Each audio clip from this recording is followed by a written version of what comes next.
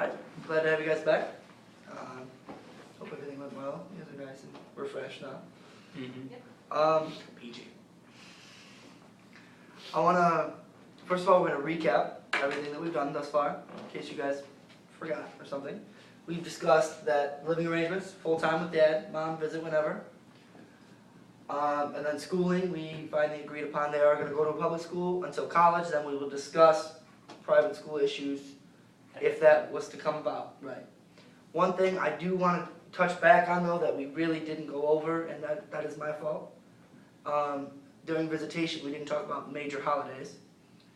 So major holidays being Christmas, 4th of July, Thanksgiving, Easter, those types. We didn't talk about which parent gets them on those holidays. So, I mean, obviously we know that Father's Day you get them, Mother's Day you get them. Yeah. Right. But other than that, I think we should discuss who gets what. And, I mean, hey, ladies first. So, Mom, what do you think would be fair? And then we'll hear Dad's side. Okay. I mean, if we want to split the holidays equally and then just switch off who gets the children for Thanksgiving and who gets them for Christmas, I feel that would be What do you mean by fair. switch off?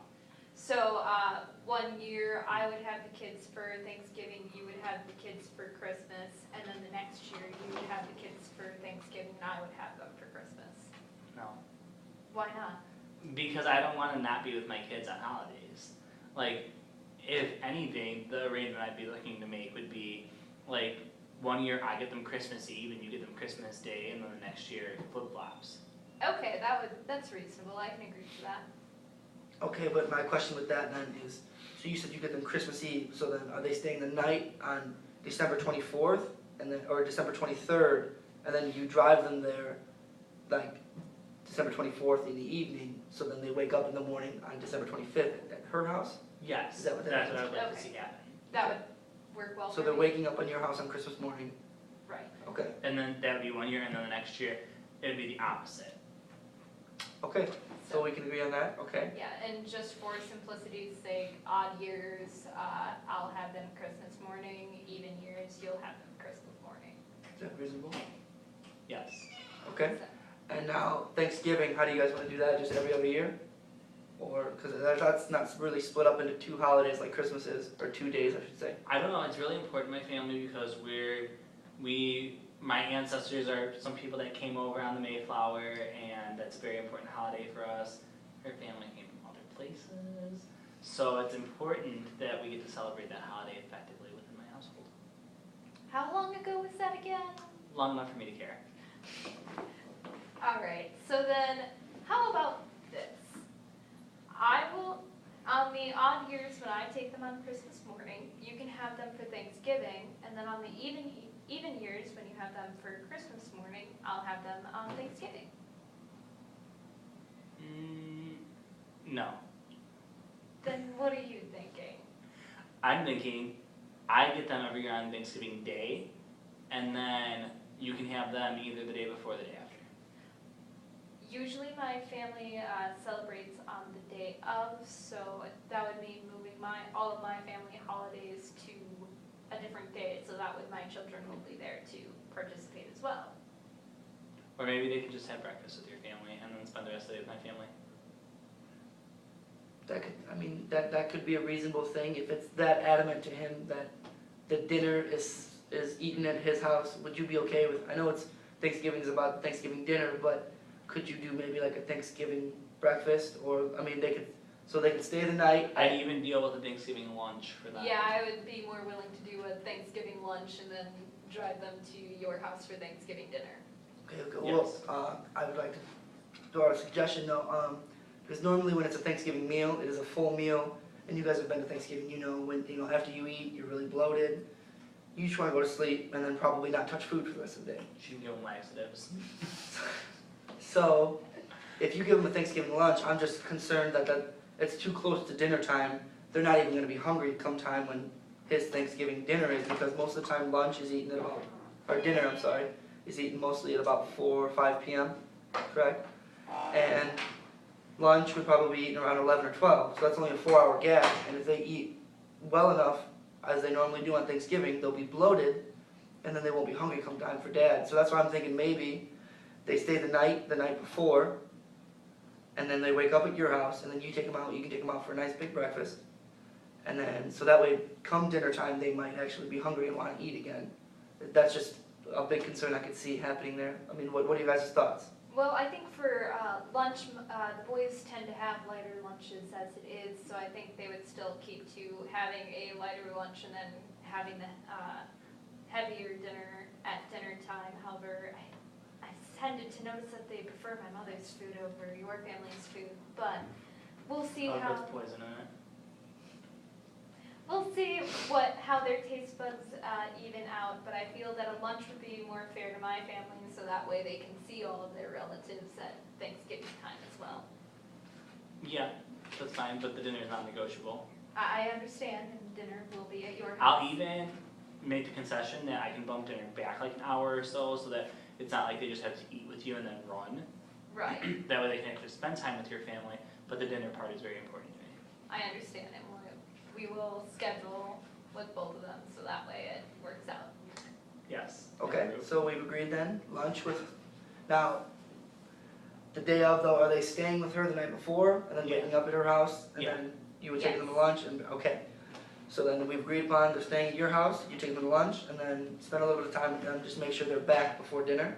Correct. So, I mean, what would be, No later Good. than 6 p.m. that you want them at your house no later than 6? Yeah. Okay, so And have I them can back, agree to that, yes. okay, so have them back before 6, okay. So we've agreed upon two of the bigger holidays of Thanksgiving and Christmas. Now, New Year's Eve, is that a big holiday in your guys' family? Does it matter where the children are on that certain holiday? I mean, occasionally we'll have a party, but it's nothing severe.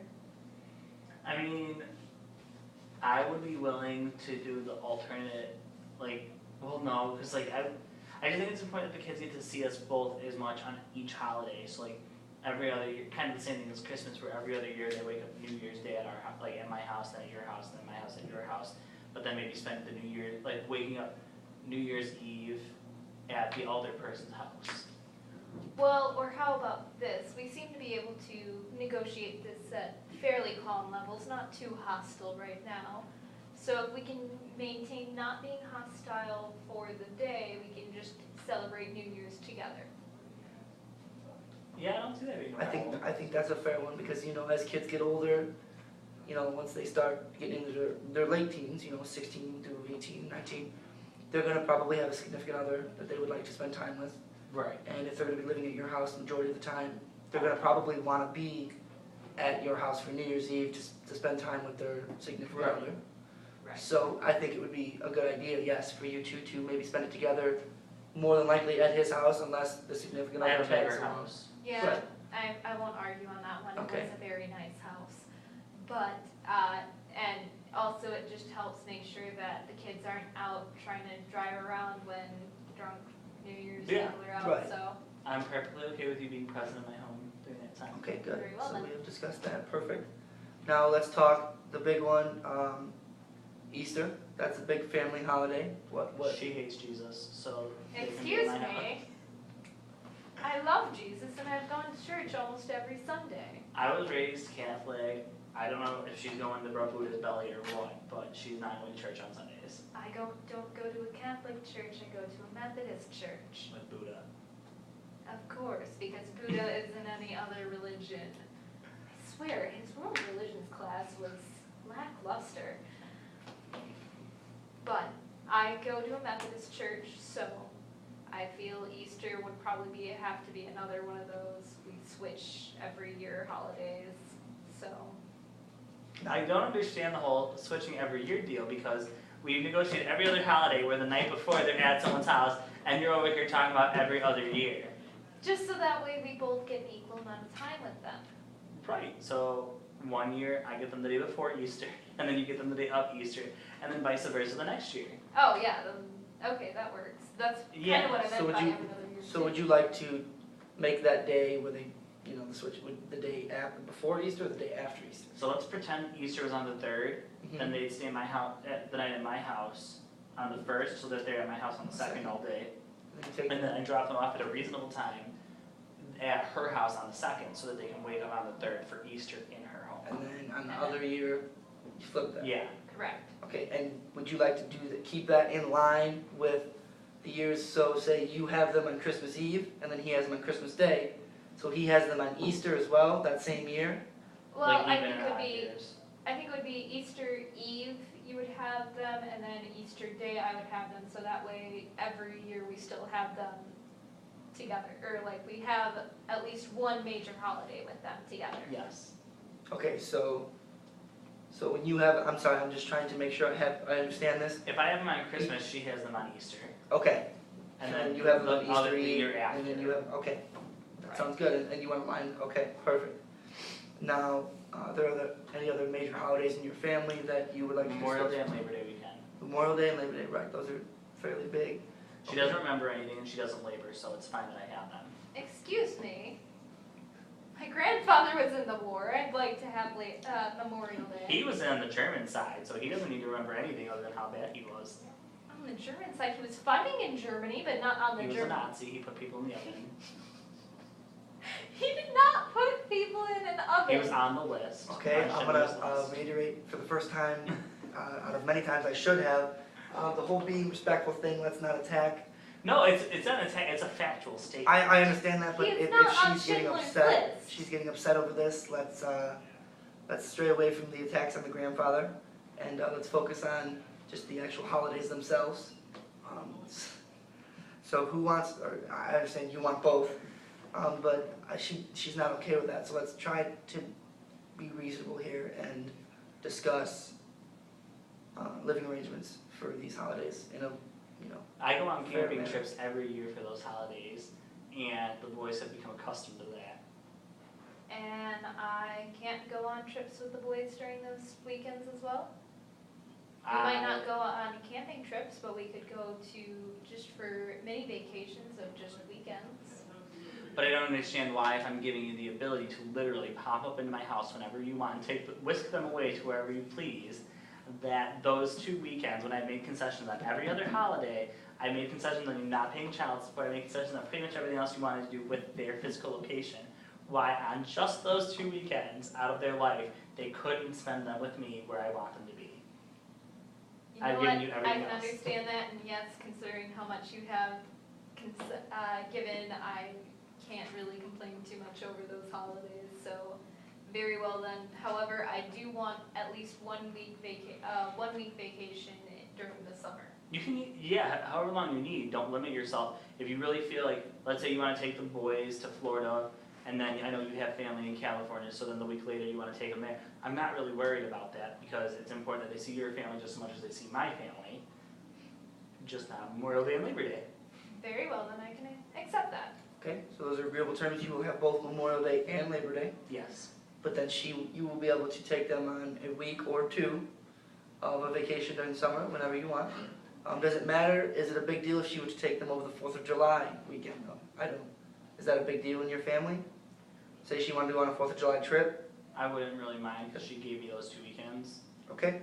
Just And I'll to- even, like I said, I'll even make the concession too on Memorial and Labor Day weekend if you'd like to join us up there for lunch, or something like that, or take the boys to lunch. I'll leave it to the boys' day. You guys can have that weekend just to have your men time. Good. Okay, glad we can agree on that, okay? And then those, you said those are the last 2 major holidays in your family? I think she does Hanukkah. I'm Christian. You said you were Methodist earlier. Yes. They have dreidels. Methodist Christian churches have dreidels and are Jewish all of a sudden. And Buddha. Okay, it's a lot of religion. We're gonna move on to our final topic of sports. Now, I understand what I have been told, and correct me if I'm wrong. Dad, you want them to play the more manly football and wrestling, that you want them to be men in that. Right? Absolutely. That's okay. And Mom, you don't want them to be in physical sports like that. I mean, I understand you're probably afraid of injuries, especially with all the concussions and stuff that have been going on with football. So you're afraid that they're gonna get hurt.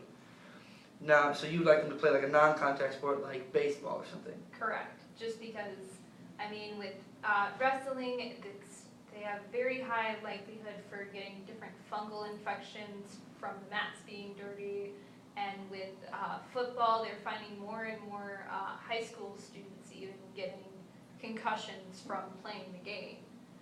Whereas with baseball, there's less injury, and though they can have they might break a leg just as they would in wrestling or football, or have other sports injuries related to that, it's not as severe of a risk as, say, a concussion that can be life-threatening or different fungal infections.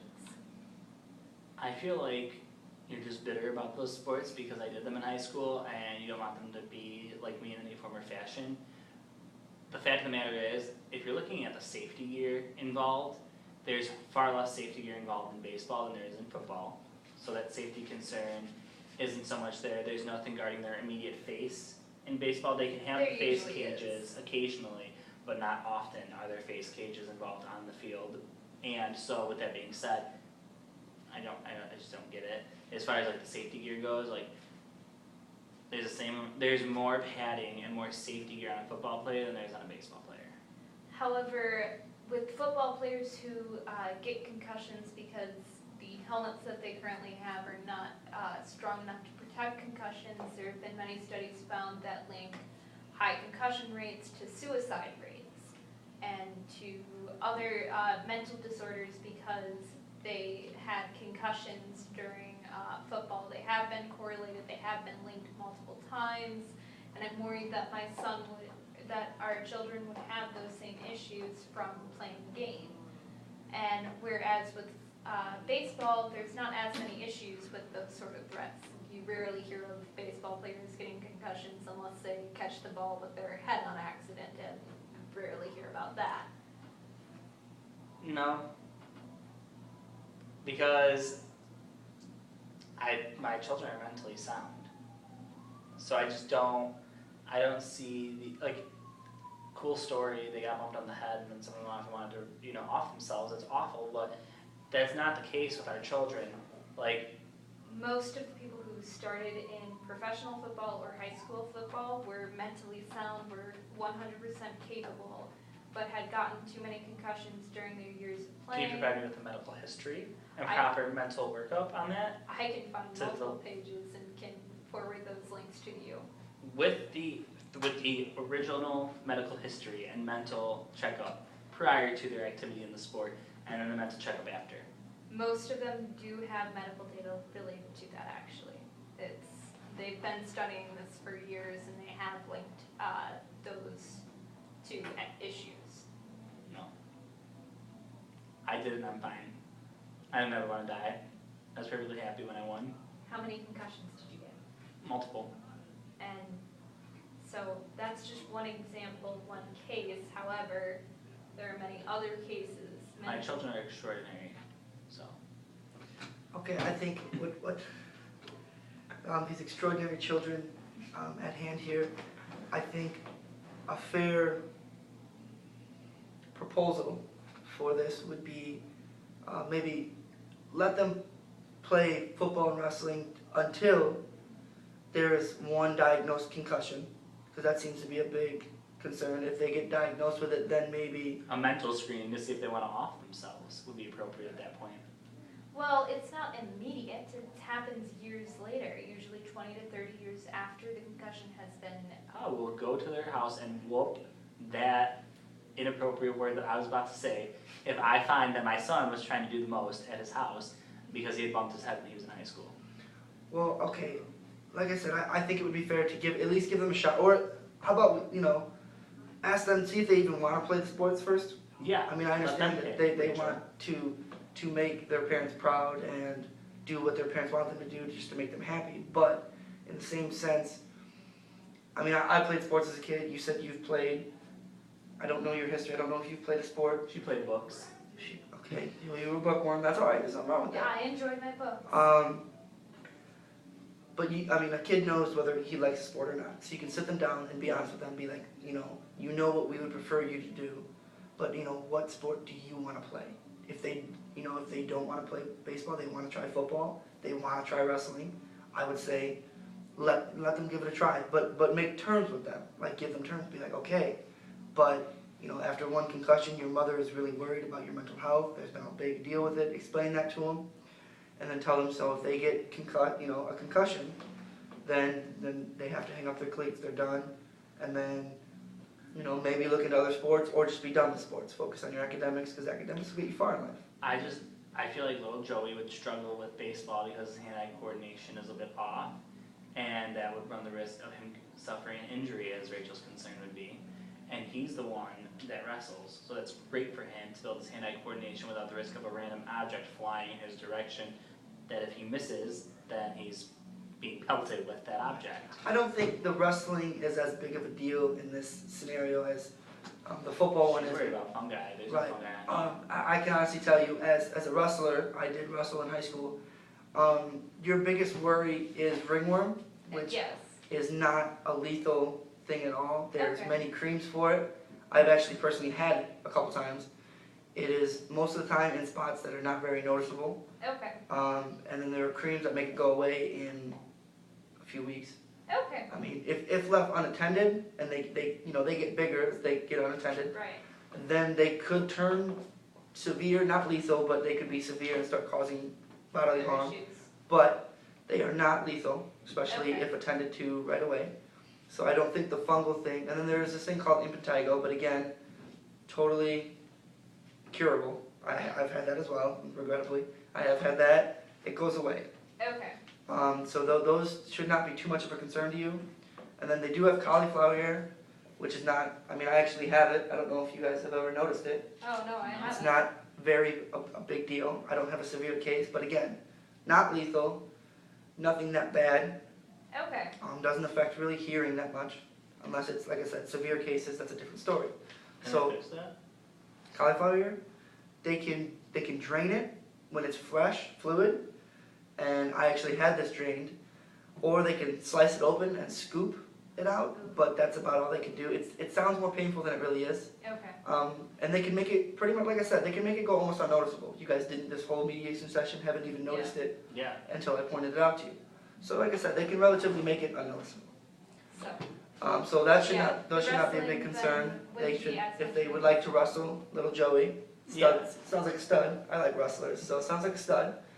If he wants to wrestle, you're okay with him wrestling? Yes, wrestling I'm okay with. I'm just worried about with football just because there are lots of injuries with that and Yeah, but Josh has already expressed his interest in pursuing that into high school, and that'll help him get a scholarship. Like if we're and talking he's also about, expressed interest in baseball, so maybe we should just let him explore both and play both sports. They do have different seasons.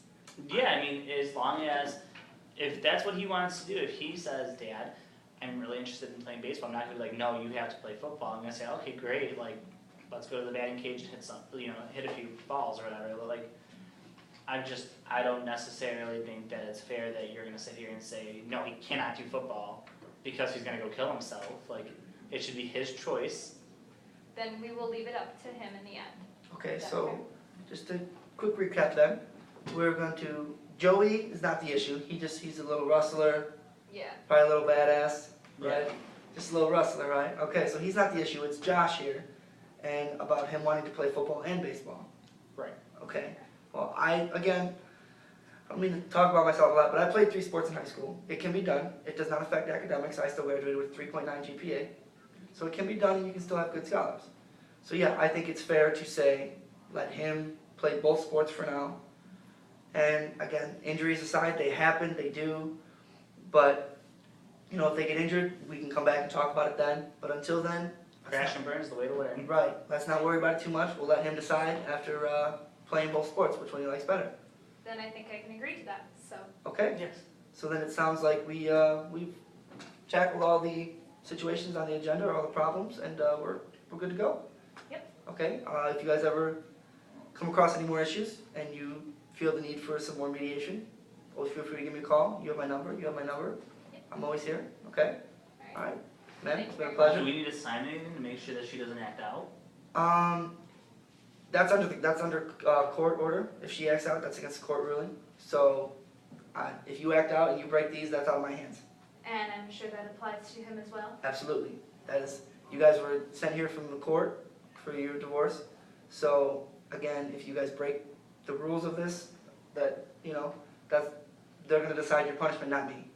So I can promise you, a judge is probably not as lenient as I would be with you guys. You guys seem fairly decent individuals. I would be lenient, but he probably would not be.